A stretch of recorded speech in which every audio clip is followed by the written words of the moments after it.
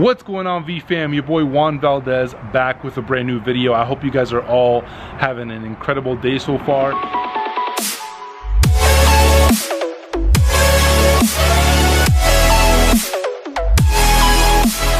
actually just came outside of my place. I'm at this little lounge area. I just wanted to just step out the place for a little bit just to record this video for you guys. I actually wanted to go over one of the first business ventures I actually got into. I didn't really consider it much of a business venture just because for me it was just like a quick way that I had discovered that I can make some quick cash. If I would have spent a lot more time and effort and put a lot more energy into it, I probably could have made it be a lot more than just business venture, right? I probably could have had it be like, you know, a full-time business, but obviously I didn't. I was young. I honestly just used this opportunity to make some quick cash, and that's about it. I figured why not share with you guys. Maybe some of you guys that are watching could potentially do something similar, or maybe even pick up a thing or two from it. So when I was first getting started, I know a lot of you guys have already heard about me doing door-to-door sales. That's what I did before e-commerce. Before door-to-door sales, I tried out a lot of different things, right? So obviously I've had 9-to-5 jobs, right? My first job was actually at Burger King, believe it or not. Honestly, I tried it out for a little bit. It was the first job that I actually could get because I was super young when I tried to get my first job. I was about 14, and back in Boston, where I'm originally from, you can't really get hired until you're 16 in like other jobs, like retail jobs at the mall or like a kiosk or things like that. And that's what I originally wanted to go for, but obviously I couldn't get hired, so it's something I can do.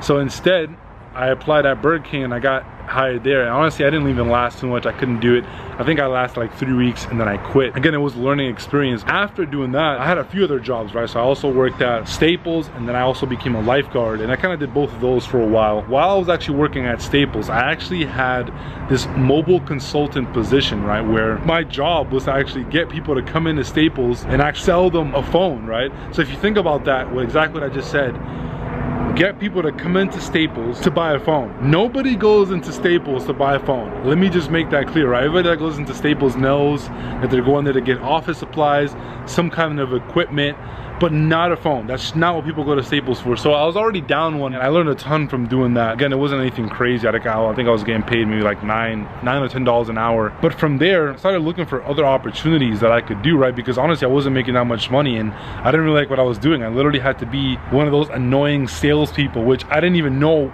about sales or, you know, what people thought about salespeople or anything at that time. Honestly, I was just a guy that, you know, they gave me a ton of flyers too. They told me I needed to sell phones, and you know, I did the best I can. So for me, I was also very introverted at that time, so I didn't really like speaking to people. So I was already down too, right? I had to do something that nobody wanted to do, which was come into Staples and buy a phone. Then I had to do something that I was already uncomfortable with doing, which is like naturally being outgoing and like speaking to a lot of people. So those are things that, again, like I'm already down to for the count, and I did it. So doing that, I had to get a lot more innovative, right? I had to think about how else can I make money? Like, I don't really like doing this. Like, I need to find another way that I can also make some cash. So what I actually started to do is I actually would go on this website called Craigslist. I started to think about, well, what if I can just take whatever money I made from like my next paycheck, which is like nothing crazy, maybe like $200 or $300, and I buy a cell phone from Craigslist for a reduced price of whatever it's going for, and then I just sold it to somebody else for a lot more. Honestly, the idea just came from, again, I'm selling phones, so I'm like, how else can I sell phones, right? And then what I literally went ahead and did is that same day I went back on Craigslist. I took pictures of the phone as if it's a brand new phone, and I literally listed it back on Craigslist for an extra $40. It wasn't anything crazy, just $40, because again, for me, I just wanted to try it out. Believe it or not, within the next couple days, I sold that phone, and I was like, wow, I can't believe I just did that. So once that worked for me the first time, I doubled down on it, now that I think about it. And for those of you guys that don't know what the double down concept is, it's pretty simple. It's simply once you find something that works in business or life, you double down on it, right? Because obviously it's already worked once, it can probably work again. And I kept doing that in cycles, right? So every time I would get paid, I'd redo it. And obviously it got to a point where I was able to do it a couple of times a week. Not only could I do it with phones, with Galaxies, but I could do it with iPhones. So then I started to do it with iPhones. After a while, like, I was literally known for the guy that sold phones, right, all over. I can get anyone a phone because that's what I did. So it took me a while, but I think I may have made maybe 1,000 or 2 after a certain period of time. And my strategy literally was going on Craigslist. I would find whatever product was hot at the time. At this time it was cell phones. And then from there, I would find probably like not the cheapest, because usually when you find like the cheapest listing, there's sometimes something wrong with those listings. I would find somewhat of like a medium priced listing, so something that's not too high but not too low, and then I would work them down to get the very best deal. So I would literally message them like 3 or 4 times, going back and forth on a price that I would want to get the phone for, right? I would literally do this with multiple different people. It would take more than one person, but I would do it up until a point where I could get the person down at least 40 to 50 bucks so I can make my profit.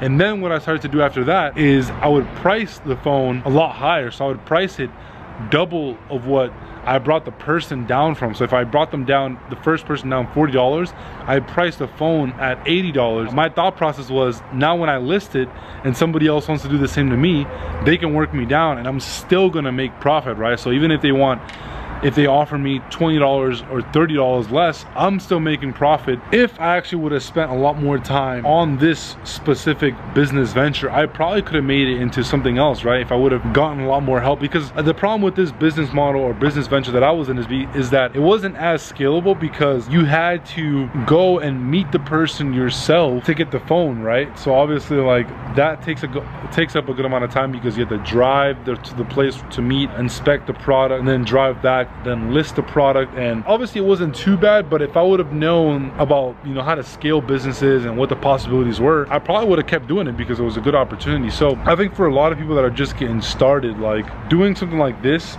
is important because you get to learn a ton from it, right? Like I kept working that Staples job that I had, but I would say I was probably making just about the same that I was working on my weekly paycheck with a few phone flips a week, right? So I could have easily transitioned to stop working that job that I was working and just focus specifically on, you know, flipping cell phones. For anyone that's just getting started in entrepreneurship, I believe that there's a few different things you should do when you're first getting started, right? I believe that one of the best opportunities you can get into, if you have capital, then you can try a small business venture like that, like flipping things on Craigslist or Amazon. If you have no capital, get a sales job. I think that's one of the best things anyone that's just getting started can do, because when it comes to entrepreneurship, specifically entrepreneurship, if you want to start your own business, there's 2 things that pretty much every single business needs. Every single business needs sales, and every single business needs marketing. If you get a sales job, you're already knocking down one of the 2 things that every single business needs. And I also learned about how a lot of the big billionaires in the world, like Mark Cuban,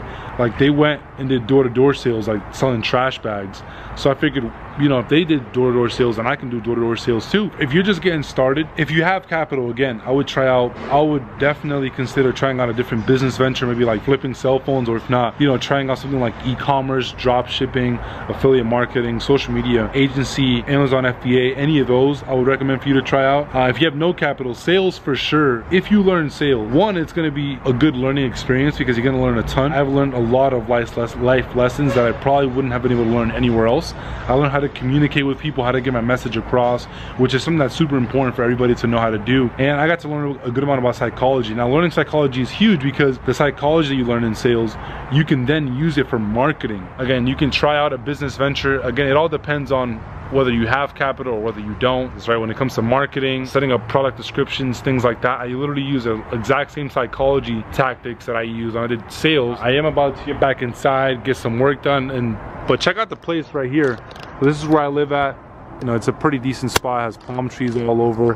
There's also like this pool area where the boys are at right now. They actually took Pluto over there. I was over there for a little bit, but it got super hot out and I'm trying to stay away from the sun. I'm already tan enough. So that's pretty much it for this video. I hope you guys picked up a thing or two. If you did, make sure you drop a like on this video, and also comment down below and let me know what you guys think about my first business venture, and also let me know about what other potential ventures you guys would want to get into, or if there's anything else that you would want me to talk about, right? And of course, if you haven't already, make sure you join the V fam, smash that subscribe button, and I'll see you guys in the next video.